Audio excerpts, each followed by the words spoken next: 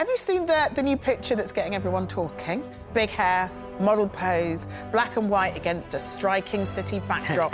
No, not the new Apprentice contestant lineup. It's First Lady Melania Trump's new official portrait. Wow. I know, which shows her in the White House taken one day after the inauguration. It's a very strong and powerful pose, isn't it? Are you a fan, Janet? I think it's a fabulous picture. She's wearing a Dolce & Gabbana very, very tailored suit with the white shirt. She's looking like a business leader rather than a First Lady. Still no hint of expression. She's carrying on the theme from the inauguration with the exclusion zone hat that blocked out her eyes. You know, blocked out her husband. But, you know, I love that look. The message is clear. Don't mess with me. I mean business. And the thing about it is, as a coincidence, today, the Louvre Museum in Paris announced that the world's most famous picture, the Mona Lisa, is so cherished and so many people want to see it, it's going to have its own special room. Wow. And looking at the picture of the Mona Lisa in the paper today, I realised that Melania is just as enigmatic as the Mona Lisa. So is she the new Mona Lisa? That's true. Do you know what? That's what you thought this morning. I thought something slightly different. I was like, this looks familiar, this picture. So I had to rack my brain to figure out why this picture was familiar. And it's familiar because it reminds me of you.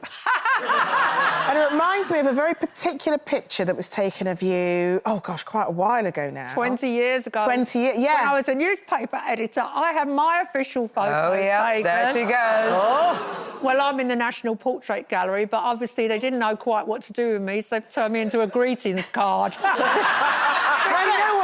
Seriously, you can buy that as a greetings card. It's really quite funny. We can't say on TV what it says inside.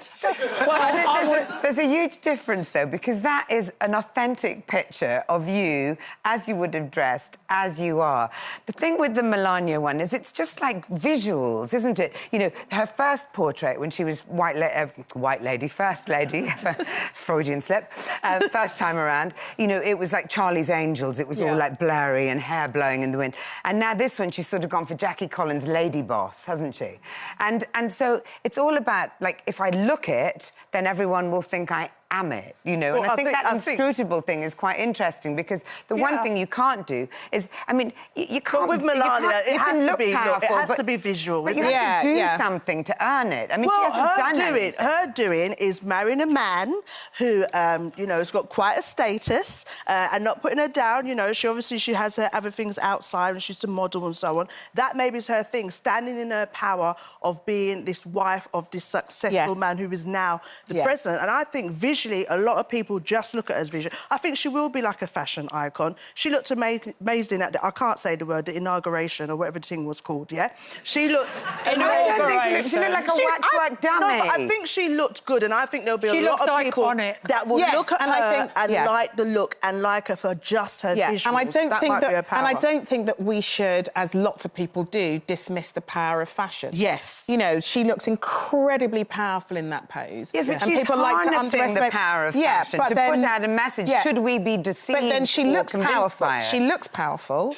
And I think that's also an image that she wants to project. And I think what she's had to go through... That is her power. Yeah, but I think what that's she probably had to go through last time round is perhaps people feeling as though they didn't want to take her seriously. And so within this pose... Now they don't want to take her husband feels seriously. as though maybe people will take...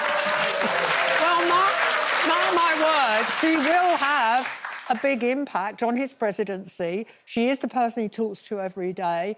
Her mother has died, and so she's pretty alone. She's brought up a son who, by all accounts, looked very composed and gave a good account of himself at the inauguration. Thank you. Isn't she a migrant? She is a migrant. We're going to go there today. Just asking, because he doesn't seem to want them in the country, but he's married that to one. also is a part of probably her power. I think what you were saying, Charlotte, I think we have to look at what area... onto her what she really thinks, and that's part of her mystery. And I think she carries a really strong message, a powerful message, and I think it's a bit depressing for everybody to just pitch into her because she doesn't say the not things they pitching want into her. I just don't think that she carries a powerful message. I think she's trying to put across a powerful message, but that's a whole different But thing. we don't know. What she ever said that was powerful? She does, She's 'cause she's moderating his policies. But in her Who autobiography, said that? she was a lot more clear about the things that she stood for when she did her autobiography, and I think that was really good insight into her. But so it'll be interesting how she navigates this. And for a couldn't second that be term. what you were saying? That might be her power, knowing that she's been put down for these other things and maybe looking great visually and saying, look, no matter what, I'm still here, I'm still the boss, whether you like it or not. That's her power. I'd just like her to start with some words and some policy or something that she believes in rather than just a photo where she looks like she's powerful. But it is also her choice.